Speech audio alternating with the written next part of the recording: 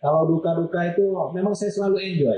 Hidup ini apa adanya. Ya. Gitu, kalau susah itu udah biasa, ya kan? Susah udah biasa. Kalau apa namanya di lapangan itu sudah biasa, dan alhamdulillah saya dari Kabupaten Waikana sampai provinsi hari ini, kalau orang misalnya berkata penyelenggara pemilu itu banyak tekanan, saya alhamdulillah enjoy saja dan tidak ada tekanan-tekanan ya. Karena kita kerja dengan tulus, ikhlas, advokat kita regulasi.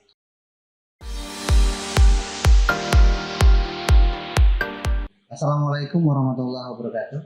Saudara, 14 Februari 2024 akan dilaksanakan pemilihan umum.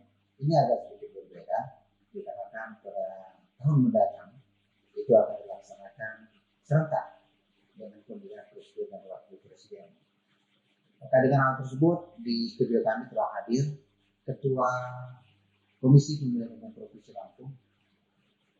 Beliau juga merupakan putra daerah Kabupaten Waikana, suatu kebanggaan bagi kita semua. Pertama kali ya Bung ya menjadi Ketua KPU Provinsi Lampung dari Waikana. Ya. Alhamdulillah telah hadir di studio kami Erwan Bustami, Sarjana Hukum Magister Hukum. Beliau alumni salah satunya di Universitas Bandar Lampung, juga Magister Hukum juga di Universitas Bandar Lampung. Apa kabarnya hari ini? Alhamdulillah sehat. Iya. Dan kemudian di sela-sela kesibukan, terima kasih Bung Erwan telah menyempatkan hadir di studio kami. Keliling-keliling Lampung nih, beberapa waktu lah.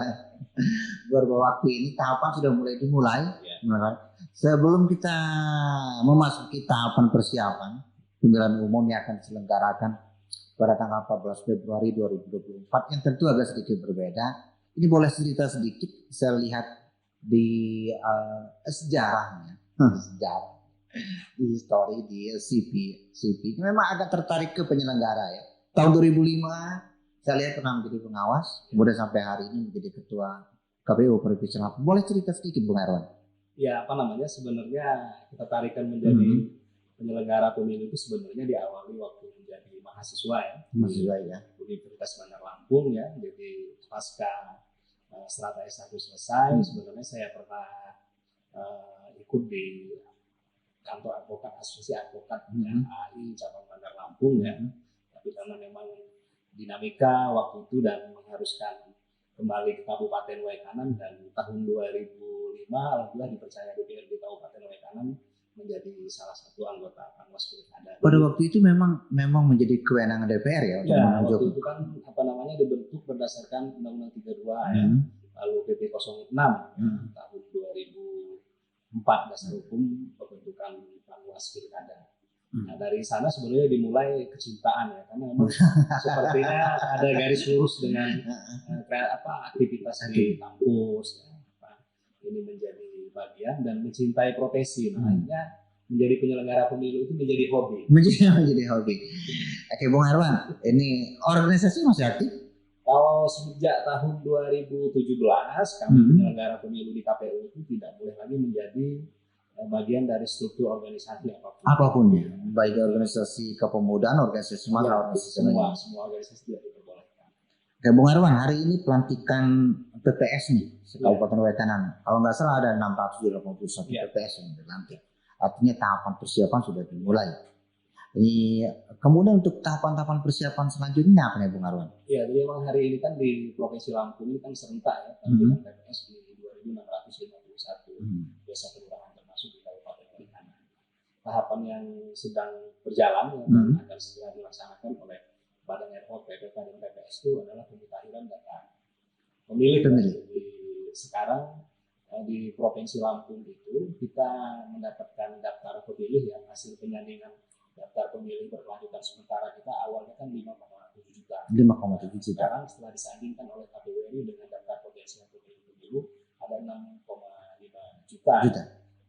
Ada selisih berapa? Itu ada sekitar 800-an pemilih potensi pemilih baru. Potensi pemilih baru ini misalnya seperti pemilih pemula ya, karena yang usia 17 tahun sampai dengan 14 Februari 2024 sudah masuk menjadi potensi pemilih. Lalu ada pemilih yang mungkin di dalamnya ada pensiunan TNI, lalu pemilih yang baru pindah di Provinsi Lampung. Ini potensi ini cukup banyak memang, dan sekarang kita sedang memetakan jumlah TPS ya. TPS Provinsi Lampung itu kan kalau proyeksi kita 27.205 TPS. Tapi ada kemungkinan ini bertambah karena ada potensi pemilih baru dan sekarang lagi divalidasi oleh KPU Kabupaten Kota. Untuk satu TPS pemilih mayoritas maksimal berapa pemilih? Di pemilu ini kan diatur di peraturan tentang pencarian data pemilih dalam negeri ini maksimal 300 pemilih.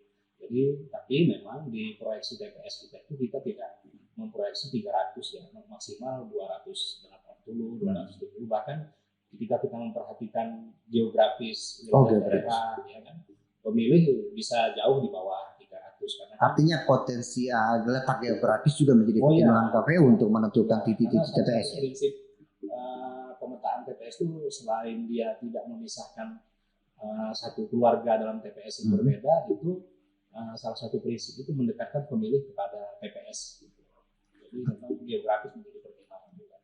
Ketua, kita memang melihat selama ini khusus di Kabupaten Waikanan, ini daftar pemilih memang menjadi sedikit polemik, menjadi pertanyaan bagi seluruh masyarakat. Ada yang kemudian berstatement, ada yang sudah meninggal 5 tahun yang lalu, kemudian ada lagi dalam daftar pemilih dihapus kembali menjadi DPS, tapi tetap muncul.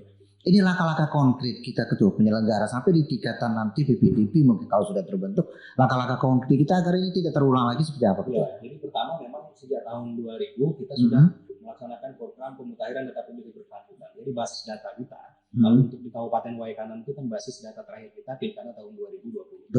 Nah, itu menjadi basis data kita di Kabupaten Waikanan sejak tahun 2021 sudah melakukan pemutahiran data pemilih berkelanjutan. Ini dalam rangka memperbaiki tadi. Jadi ada pemilih-pemilih yang misalnya ganda, meninggal dunia, yang tidak memenuhi syarat sebagai pemilih, ternyata masih masuk dalam data pemilih tahun 2020 itu kita hilangkan. Begitu juga misalnya ada potensi pemilih baru yang masuk usia 17, pensiunan TNI Polri, lalu misalnya yang sudah menikah mungkin ada menikah sebelum 17 tahun itu kita masukkan di data pemilih berkelanjutan. Ini ikhtiar kita. Selain itu memang secara berkesinambungan kita bersinergi dengan Dukcapil ya. Jadi memang administrasi kependudukan kita ini kan semakin baik ya. Jadi di Provinsi Lampung ini kalau kita lihat daftar agregat kependudukan per kecamatan kita per semester pertama Juni tahun 2022 itu kan penurunannya signifikan. Dari DAK 2 kita 2017 9,5 juta, sekarang 8,9 juta. Administrasi kita sudah bagus. Tadi jawabannya adalah ketika kita melakukan pemutahiran data pemilih, misalnya ada pemilih ganda, ada pemilih yang sudah meninggal dunia, itu sudah dicoklit, sudah diperbaiki, ternyata di sidalih kita, di sistem kita masih terbaca dan masuk daftar pemilih. Ini pemilih meninggal dunia ini kan karena keluarga ahli waris ini tidak melaporkan di Dukcapil, sehingga data kependudukannya masih hidup. Ini berkaitan juga dengan pemutahiran. Artinya begini ketua, daftar pemilih tetap pada pilkada 2020 itu menjadi DPO 4 pada pemilu 2000 DPB, ya, daftar pemilih berkelanjutan, kemudian dimuktahirkan oleh KPU dan pada akhirnya nanti menjadi DPB ini. Kan kita menghadapi pemilu tahun 2024 ini kita mendapatkan daftar pemilih potensial pemilu DP4 dari Kemendagri ke KPU RI turunkan ke provinsi kabupaten kota. Nah, di DP4 ini disandingkan dengan DPB terakhir kita di September tahun 2022, maka muncullah angka yang mencapai 6,5 juta tadi di provinsi Lampung. Khusus untuk Kabupaten Waikanan, daftar pemilih kita terakhir itu di Kabupaten Waikanan sebanyak 348.675 pemilih. Peningkatan. Ya, jadi ada 348.675 pemilih di daftar pemilih yang sekarang sedang disusun menjadi daftar pemilih yang sekarang TPS-nya sedang diproyeksi oleh kabupaten kota. Nah, ada potensi pemilih baru di Kabupaten Waikanan sebanyak 26.784 pemilih. Nah, TPS sampai dengan sore hari ini sudah diproyeksi di Kabupaten Waikanan ini proyeksi TPS oleh KPU Kabupaten Waikanan yang hari ini ditetapkan melalui pleno KPU Kabupaten Waikanan sebanyak 1.000 662 TPS.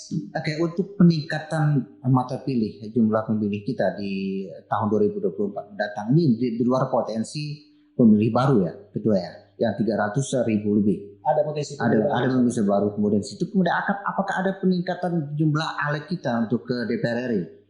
Ya, jadi kalau untuk DPR RI, anggota legislatif kita kan memang berdasarkan putusan Mahkamah Konstitusi 80 kan sebenarnya daerah pemilihan provinsi dan DPR RI ini kan tidak ada penataan ya, tidak ada penetapan alokasi kursi karena sudah ada di lampiran Undang-Undang 7 tahun 2017 lampiran 3 dan 4. Tapi baru-baru ini kan terbit putusan Mahkamah Konstitusi nomor 80 ya, dari KPU diberhentikan penataan. Kita lagi menunggu ya hasil konsultasi terakhir KPU RI kepada Komisi 2 dan pemerintah ya. Kalau alokasi kursi kita untuk DPR RI memang tidak ada float ya, klaster jumlah penduduk ya di sana. Jadi memang dapil 1 10, dapil 2 10. Jadi ada 20 kursi. Ada 20 kursi. Untuk DPRD provinsi kita sedang menunggu. Kita kemarin sedang melakukan uji publik ya terhadap rancangan daerah pemilihan DPRD provinsi yang diminta oleh KPU RI berdasarkan surat edaran nomor 51.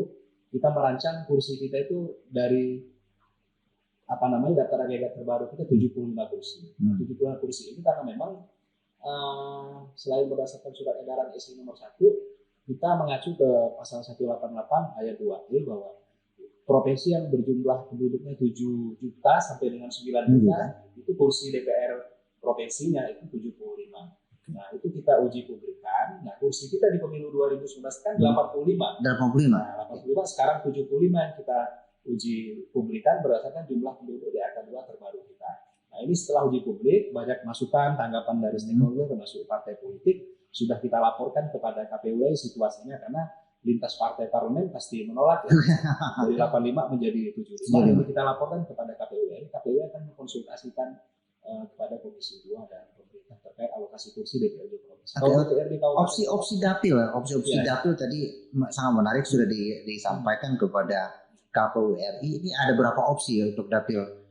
Kalau tadi di anggota DPRD Provinsi Lampung kita 8 dapil. Ya, menata daerah pemilihan ini karena situasinya kan kita ingin situasi kondusif, situasi politik ini tidak menimbulkan dinamika yang luar biasa yang kita sampaikan kepada KPU RI itu daerah pemilihan existing. Jadi daerah pemilihan pemilu tahun 2019 yang lalu untuk DPRD provinsi. Jadi ada 8 daerah pemilihan, tinggal alokasi kursinya nanti kita menunggu di aturan di juknis atau peraturan KPU berapa jumlah alokasi kursi di provinsi Lampung. 8 dapil itu kita sampaikan, hanya ada opsi 2 yang kita koreksi memang. Daerah pemilihan 3 itu Pringsewu, Pesawaran dan Kota Metro.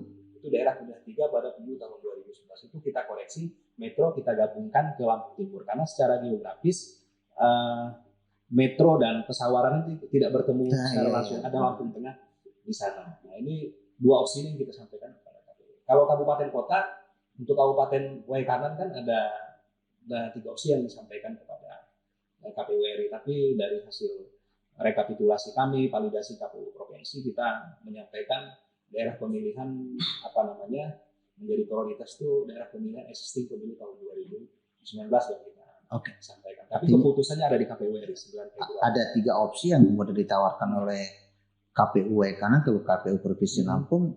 Kemudian KPU Provinsi Lampung lebih bersikukuh untuk ke dapil yang sudah bersikukuh sebenarnya. Kita memvalidasi rancangan dapil yang dilakukan oleh KPU 15 kabupaten kota. Nah, untuk Kabupaten Waikanan ya kita menyampaikan kepada KPU RI agar prioritas daerah pemilihan ini existing pemilu tahun 2019 masih 5 daerah pemilihan. Ini kan dalam rangka kita menjaga situasi kondusif, politik lokalnya agar tetap terjaga. Kalau dapil tiba-tiba berubah, misalnya tidak ada penambahan kursi, tidak ada penurunan kursi di setiap daerah pemilihan juga tidak ada perubahan, ya situasinya kan sama saja seperti pemilu tahun 2019. Ya, itu keputusannya ada di KPU RI. Ya, situasinya juga akan berbeda. Kita melihat ya di angka partisipasi pemilih. Saya membaca di beberapa media justru partisipasi pemilih kita di Pilpres pada tahun 2019 kemarin Justru di pilkada kemarin agak menurun di angka 74%.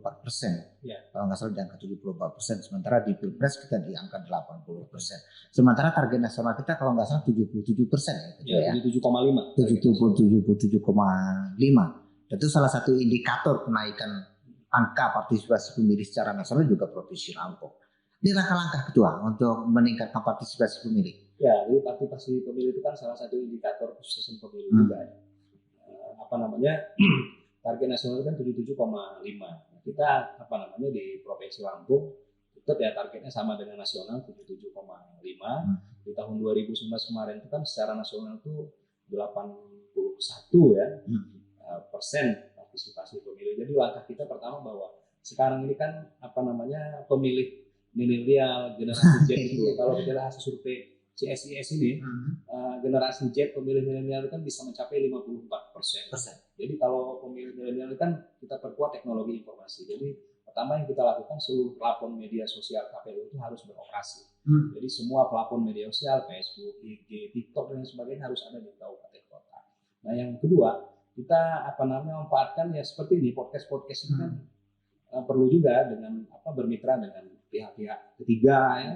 Kita lakukan karena penguatan teknologi informasi mempublikasikan melalui media sosial ini lebih cepat informasi yang diterima oleh pemilih dan generasi Z pemilih milenial yang mencapai 54% ini hal yang luar biasa kalau ini misalnya terjadi di pemilu tahun 2024. Nah yang kedua memang masih ada pemilih-pemilih yang usia yang sudah tua ya pemilih kolonial pasti kita tetap menggunakan strategi lama, pertemuan tatap muka, dialog, lalu pemasangan alat peraga sosialisasi, penyebaran bahan sosialisasi. Tapi lagi-lagi bahwa partisipasi masyarakat itu kan tidak serta-merta KPU maksimal, tapi harus banyak pihak yang terlibat di sana. Misalnya peserta pemilu ya, baik partai politik, calon perseorangan, tim kampanye, harus terlibat juga termasuk stakeholder, pemerintah daerah dan sebagainya untuk membantu. Kalau kita mengevaluasi tingkat partisipasi pemilih yang kemudian tidak sesuai dengan target yang diharapkan oleh KPU, ini evaluasi seperti apa Ketua? Apakah masyarakat sini enggan untuk datang ke TPS menentukan pilihannya apa? Atau ada hal-hal lain yang menurut KPU perlu ditingkatkan? Iya, sebenarnya kita ini kan pertama pendataan pemilih kita itu kan berdasarkan administratif kependudukan. Di Lampung misalnya ada pada saat pemungutan penghitungan suara dia masuk ini ke DPT daerah asal. Tapi pada hari H misalnya banyak saudara-saudara kita yang kerja di luar negeri, misalnya di PKW atau TKI atau misalnya merantau di luar provinsi atau misalnya pendidikan ya, kuliah, mondok, pasti mereka menyumbang angka golputnya. Selain itu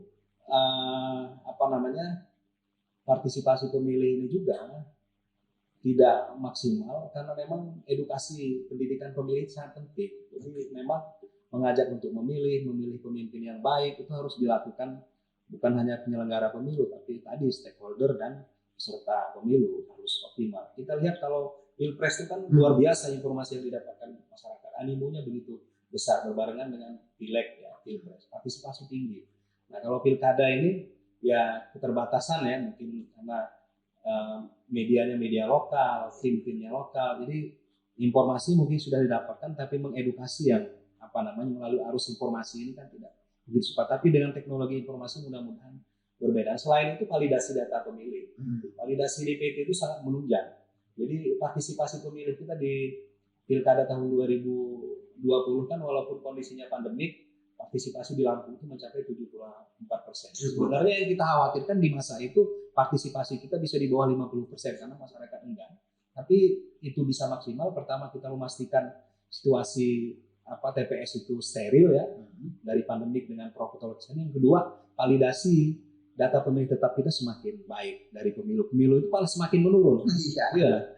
Data pemilu. Ini Ketua agak berbeda pemilu 2024. Ini kalau nggak salah berbarengan dengan pemilihan presiden dan wakil presiden. Ini tahapan kita setelah ada rekrutmen PPS, PPK, kemudian PPS. Selanjutnya apa lagi nih? Ya, jadi kita memang berbarengan dengan Pilek-Pilpres seperti pemilu 2019 sama persis, tetapi di tahun yang sama juga kita akan memilih gubernur, bupati dan wali kota. Jadi berbeda bulan ya. Kalau Pilek-Pilpres Februari, di November itu akan ada pilkada. Nah, tahapan pemilu yang di depan mata selain pemutakhiran data pemilih yang akan DPT ditetapkan tanggal 21 Juni 2023, sekarang kita juga sedang mempersiapkan pelaksanaan verifikasi faktual dukungan calon perseorangan DPD. Jadi kalau di Lampung ini ada 20 bakal calon DPD yang sudah menyerahkan dukungan dan secara administratif mereka memenuhi jumlah dukungan minimal 3.000 dan sebaran minimal 8 kabupaten kota. Nah, setelah itu nanti KPU akan melakukan verifikasi faktual terhadap dukungan. Tapi kalau 2019 kan dukungan ini kita verifikasi faktual door to door semuanya. Kalau sekarang pakai sampel, sampel yang kita tentukan. Random sampling menggunakan metode Kacudi Morgan namanya. Dia melalui aplikasi Silon nanti. Nah, itu yang kita virtual itu juga akan kita laksanakan secepatnya. Lalu di bulan April ini sudah mulai. Kalau penataan daerah pemilihan ini kan sudah kita sampaikan ke KPU RI untuk kabupaten kota. Tinggal difinalisasi oleh KPU RI ditetapkan nomor 9 Februari. Nah, yang berikutnya kita dimulai di bulan April itu tanggal 24 April sudah pendaftaran calon anggota DPRD, nah DPRD kabupaten, provinsi, DPR RI ya, DPD. Tapi di bulan yang sama saya membaca tahapan itu langsung ditetapkan daerah pemilihan. Ya, di daerah pemilihan tuh ditetapkan 9 Februari. Nah, pendaftaran anggota DPRD, provinsi, kabupaten, kota, DPR RI dan DPD dimulai di tanggal 25 April tahun 2023. Tapi prosesnya kan nanti setelah pendaftaran nanti akan diumumkan daftar calon sementara, nanti akan ada mungkin perbaikan administrasi, lalu sampai dengan DCT itu ditetapkan 25 November. Nah, 28 November itu kita sudah mulai memasuki masa kampanye. Tapi di Perpu yang terbaru, Perpu 1 tahun 2023, kalau kemarin kan di peraturan KPU kita kampanye 75 hari, tapi di Perpu yang terbaru ini untuk kampanye calon presiden itu 15 hari setelah DCT. Jadi masa kampanye sekitar 60 hari. Untuk calon anggota legislatif itu ditetapkan 25 hari setelah DCT. Jadi sekitar 50 hari masa kampanye nanti. Nah, setelah kampanye saat bersamaan kan setelah DCT final DPT final 27 Juni juga tentu tahapan pengadaan dan distribusi logistik. Ya, ini masuk masa kampanye. Ada kemarin saya sempat berbincang-bincang salah satu dengan Bacalek bakal calon legislatif yang menggaungkan diri akan juga maju pada pileg mendatang. Ini memang agak sedikit ada perbedaan di masa kampanye 2019 hingga 2024. Kalau di 2019 ini agak panjang, hampir 4 bulan. Ini kita di 2024 untuk pemilihan di 2024 agak singkat. Ini ketua, ini bagaimana nih? Jadi kampanye ini kan memang kalau untuk pemilu 2019 kan 203 hari. Iya, 203 hari. Kalau sekarang ini kita mengacu ke Perpu nomor 1 tahun 2023, ini 50 hari untuk partai politik calon legislatif.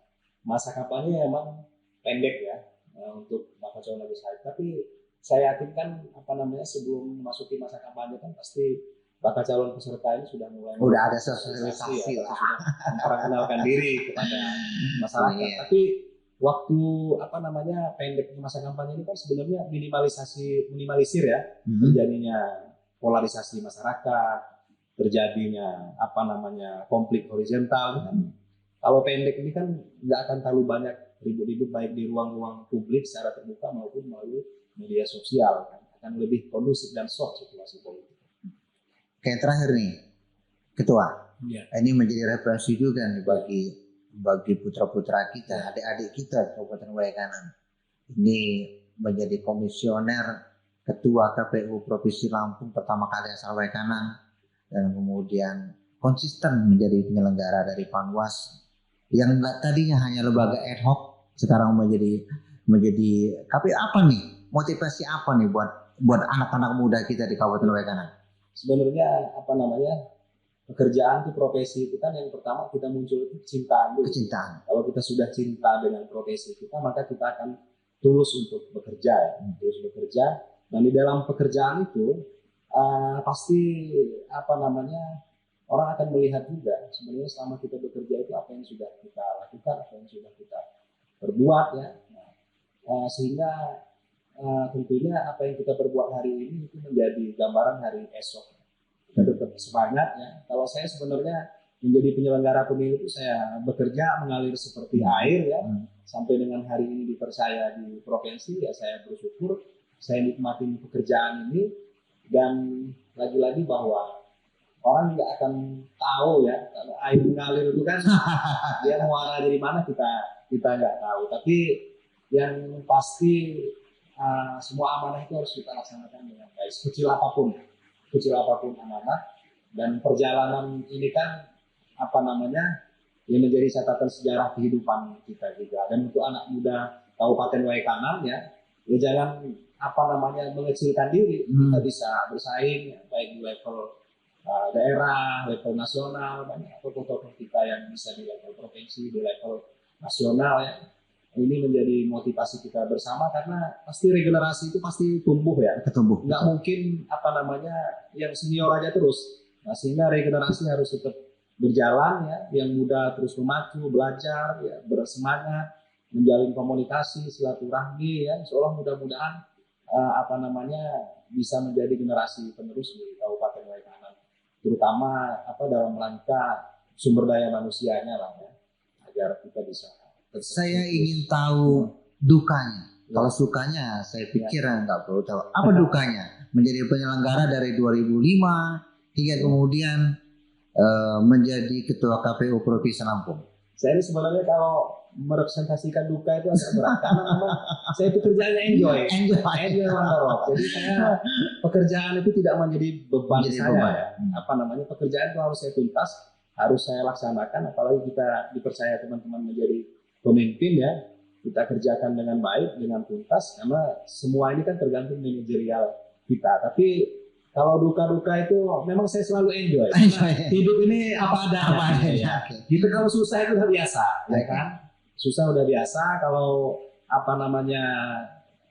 di lapangan itu sudah biasa. Dan alhamdulillah saya dari Kabupaten Waikanan sampai provinsi hari ini, kalau orang misalnya berkata penyelenggara pemilu itu banyak tekanan, saya alhamdulillah enjoy saja dan tidak ada tekanan ya. Karena kita kerja dengan tulus, ikhlas, advokat kita regulasi, aturan ya. Kalau komunikasi kita kan fleksibel, tapi ketika melaksanakan tugas kita aturan semua yang kita pakai. Ya alhamdulillah kita ya enjoy aja.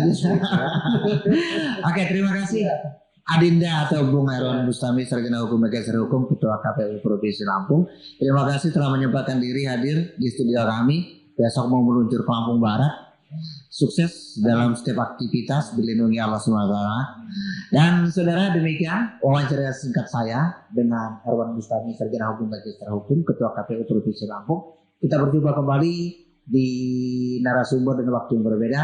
Wassalamualaikum warahmatullahi wabarakatuh. Waalaikumsalam warahmatullahi wabarakatuh.